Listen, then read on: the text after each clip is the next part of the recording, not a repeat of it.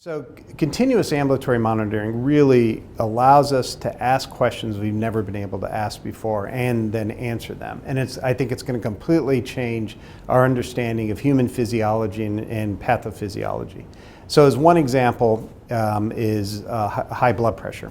So we know that through 24-hour ambulatory blood pressure measurements, which is the closest we get to any kind of continuous monitoring in the real world, where somebody wears a blood pressure cuff and it blows up automatically once an hour. So over 24 hours you get 24 measurements. And we know that well over 50% of people will stop wearing it because it's uncomfortable. But one of the things that has taught us is that your evening blood pressure is possibly more important than your daytime blood pressure. And we know that there's variation in people who are called dippers, whose blood pressure does drop the way is expected during the evening, and non-dippers, which could be as many as a third of the population or greater. And we don't have any ability to really be able to measure that right now.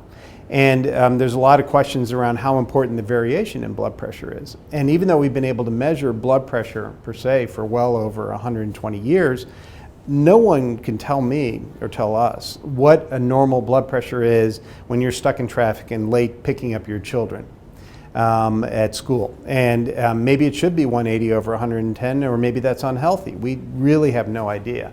And so for the first time with these continuous monitors, we'll be able to answer what I think is just the very simple questions like that. But what that'll allow us too to be able to understand in people who have chronic conditions or maybe are at risk for chronic conditions is if we can track activity, blood pressure, pulse rate, respiratory rate all at the same time, we can really understand how they interact with each other. And we can understand how they interact with each other for that specific individual on a specific, under a specific set of stressful conditions or lack of stressful conditions. And it's really going to help us understand much better what we recognize is a wide variation in each other's physiological responses, but we've never really been able to do much about it. So like right now, for example, if I admit somebody to the hospital, I'll write orders saying if their heart rate's above this or below this, or their temperature. Well, all of that is based on population data. So temperature, we know, varies in the normal population by almost 2 degrees, but we make up these arbitrary cutoffs for what a fever is and what isn't. So if we're able to track these, and we're able to track these with high fidelity, we're going to learn so much about how we differ. And with that, I think we're going to be much better at phenotyping individuals and diseases. So instead of essential hypertension, we'll recognize 20 different types of hypertension and 20 different ways to treat that based on the type.